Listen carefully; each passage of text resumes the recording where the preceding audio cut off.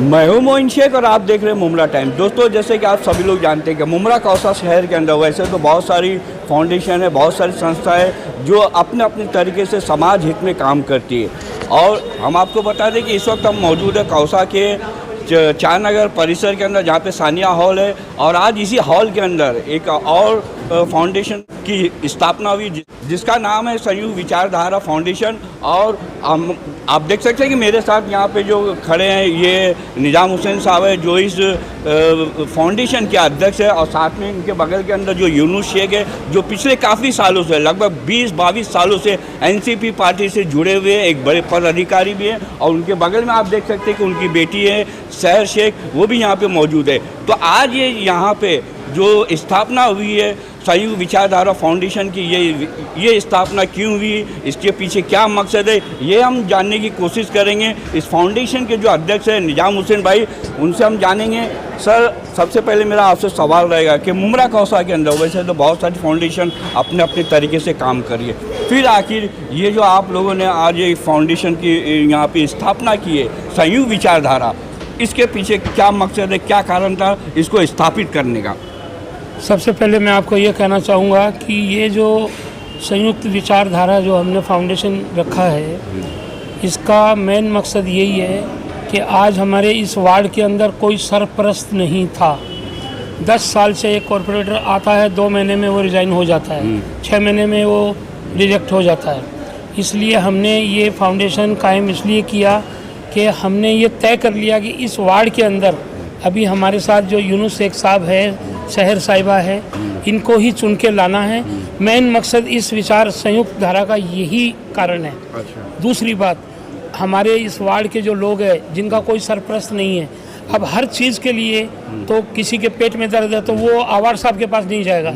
आवार साहब cabinet minister of Maharashtra है, उनकी लेवल एक बहुत बड़ी, उनके पास ये पेट दर्द लेके नहीं जा सकते ना। पेट दर्द के लिए तो हमारे पास ही आना पड़ेगा क्योंकि हम उसको रात को 12 बजे डॉक्टर मुहैया करवाएंगे।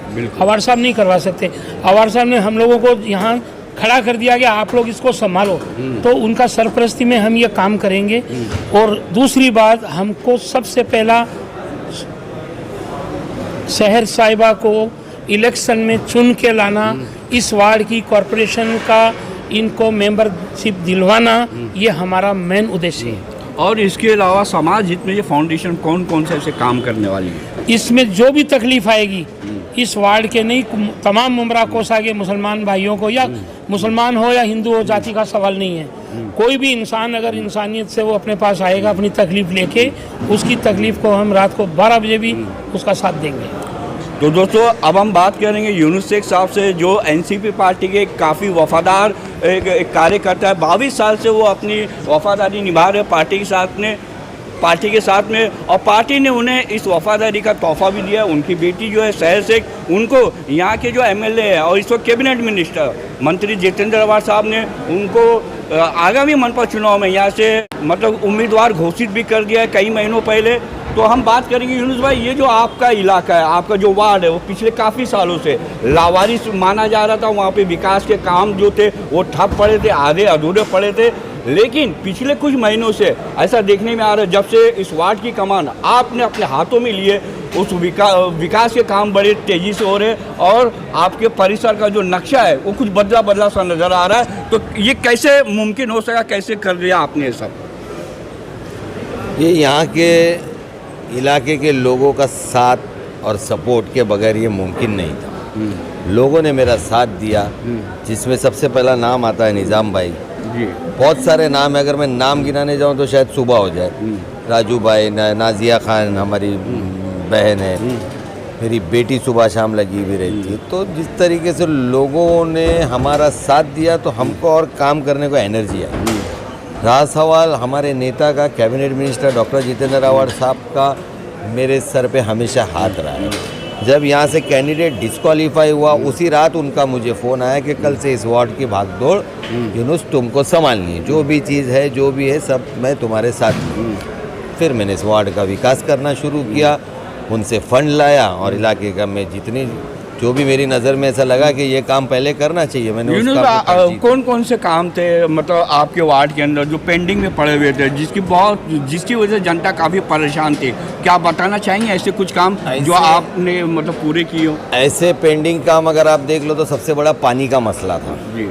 पानी का मसला इतना ख़तरनाक था कि जब हमने इस वार्ड की कमान संभाले तो अमीनाबाद में हमको सुबह और शाम रोज़ 2-3 टैंकर भेजने पड़ते रोज़। और रोज़ अवार्ड साहब को यहाँ से फ़ोन जाते, 2 बजे जाते, सुबह मॉर्निंग में जाते, पानी नहीं आया, प्रेशर कम है। आज अल्हम्दुलिल्लाह दूसरे रोज़े में, पिछले रमज़ान के दूसरे रोज़े में अमीनाबाद की नई पानी की पाइपलाइन हमने शुरू करके दी है। उनको जो पहले पानी आ रहा था एग्जिस्टिंग वो है, इसके अलावा हमने नया कनेक्टिविटी उनको करके दिया। आज दूसरे रमज़ान से, आज रमज़ान अभी 1-2 महीने में आने को है, एक भी बार हमें टैंकर के लिए वहाँ से फ़ोन नहीं मतलब वो जो पानी की जो समस्या थी अमीनाबाद परिसर के अंदर वो पूरी तरीके से मतलब आपने हल कर ली, फिनिश। और ये जो जब बारिश के मौसम के अंदर जब तेज़ वर्षा होती थी, अमीनाबाद जो है वो पानी के अंदर डूब जाता था, लोगों के घरों के अंदर, दुकानों के अंदर पानी जमा हो जाता था, उस मसले का क्या हुआ? उस मसले का आप खुद अमीनाबाद जाके पूछिए। इस साल अमीनाबाद में किसी के भी घर में पानी नहीं गया। बारिश आने के पहले हमने उसकी तैयारी कर ली, हमने सारे नाले साफ़ करवा दिए, अमीनाबाद और की चाली और उसके पीछे की चाली, और वहाँ के रोड का स्तर थोड़ा ऊपर नीचे था, जेसीबी लगा के हमने रोड को कट किया, वहाँ से नाला बनाया ताकि पानी बरसात का निकल जाए। और अल्हम्दुलिल्लाह बस अल्लाह ने हमारा साथ दिया, किसी के भी घर में पानी नहीं गया है साहब। तो दोस्तों अब हम बात करेंगे शहर से जो यहाँ की जो घोषित उम्मीदवार है, जिन्हें मंत्री जितेंद्र अवार्ड साहब ने कई महीने पहले उनको इस वार्ड से उम्मीदवार के तौर पे घोषित किया था। सर क्या बताना चाहोगे बेटा? वैसे तो देखने में आता है कि लोग जब नगर सेवक बनते हैं उसके बाद अपने इलाके के अंदर अपने परिसर में विकास के काम करते हैं, लेकिन आपने तो नगर सेवक बनने से पहले ही अपने वार्ड का नक्शा ही बदल के रख दिया, ऐसा कैसे हो पाए? मैं इस बात के लिए सबसे पहले तो हमारे cabinet minister doctor Jitendra award साहब को थैंक यू बोलना चाहती हूँ, क्योंकि उनकी ही हेल्प से हम लोग ये काम कर रहे हैं। नगर सेवक बनने के बाद लोगों को निधि मिलती है, हम नगर सेवक बने नहीं तो हमारे पास निधि नहीं है, बट हम मंत्री की निधि से अपना काम कर पा रहे हैं। वो उनका बड़प्पन है कि वो हमको ये काम करने का मौका दे रहे हैं। और बाकी जो डेवलपमेंट का काम, जैसे मेरे वालिद साहब ने कहा, बहुत से काम हमने किए हैं और पब्लिक ने हमको सपोर्ट किया है वो कामों में, तो उसी के वजह से हम ये कर पा रहे हैं। तो जिस तरीके से आपके वार्ड के मतलब आपके परिसर की जनता का आपको सपोर्ट है, आपको और आपके पिताजी को, तो मान लो आगामी मनपा चुनाव के अंदर अगर आप चुनाव जीतती है तो सबसे पहली प्राथमिकता आपकी क्या होगी? वो कौन से ऐसे काम है विकास के जो आपकी प्राथमिकता होगी पहली? देखिए, ग्राउंड लेवल पे जो काम, जो वार्ड का डेवलपमेंट का काम है, वो मेरे वालिद साहब, हमारी पूरी टीम जुटी हुई है वो कामों में, हम सब मिलकर वो काम कर रहे हैं। बट उसके अलावा जो मेरा मेन फोकस है वो एजुकेशन पर है, एजुकेशन सिस्टम पर है, औरतों के मसले मसाइल हल करने पर है, डोमेस्टिक वायलेंस। और जैसे हमारा फाउंडेशन है संयुक्त विचारधारा फाउंडेशन, उसके तहत हम लोग बहुत सी ऐसी चीज़ें लोगों को हेल्प कर सकते हैं जो घर में लड़कियां हैं। पहले भी मेरे वालिद साहब ने जैसे मेंशन किया कि जिनकी शादी नहीं हो पा रही कुछ मॉनेटरी रीजंस की वजह से, उनको निज़ाम अंकल, हम सब मिलकर हमारे पूरे मेंबर्स फाउंडेशन हेल्प करेंगे। और साथ ही साथ औरतों को घरों तक काम पहुंचाने के काम पर भी मैं काम कर रही हूँ मेरी टीम के साथ मिलकर। तो प्लीज़ दुआ कीजिए कि इंशाल्लाह वो काम पूरा हो जाए, मुकम्मल हो जाए, ताकि जिन लोगों के घर में बहुत टाइम से कोविड की वजह से रोज़ी रोटी की प्रॉब्लम है वो सॉल्व हो जाए। तो देखा दोस्तों, जैसे कि ये जो आज यहाँ पे जो फाउंडेशन, जो संयुक्त विचारधारा जिसके आज यहाँ पे स्थापना हुई थी, ये फाउंडेशन क्यों अमल में आया, इसकी स्थापना क्यों की गई, इसकी हमने जब बात की, फाउंडेशन के जो अध्यक्ष है निजाम हुसैन साहब, उनसे भी हमने बात की। और इसके साथ ही एनसीपी के जो पुराने दिग्गज नेता है यूनुस शेख साहब, उनसे भी बात की, और उनकी बेटी सहर शेख, उनसे भी बात की। तो उन्होंने ये हमें बताया कि ये जो संयुक्त विचारधारा फाउंडेशन है, इसका मकसद अमल में लाने का ये था कि लोग जो है, लोगों की जो परेशानियाँ होती है, मुश्किलात होती है, वो यहाँ के जो एमएलए हैं और मंत्री भी है जितेंद्र अवार्ड साहब, वहाँ तक पहुँचाने में काफ़ी समय लग सकता था।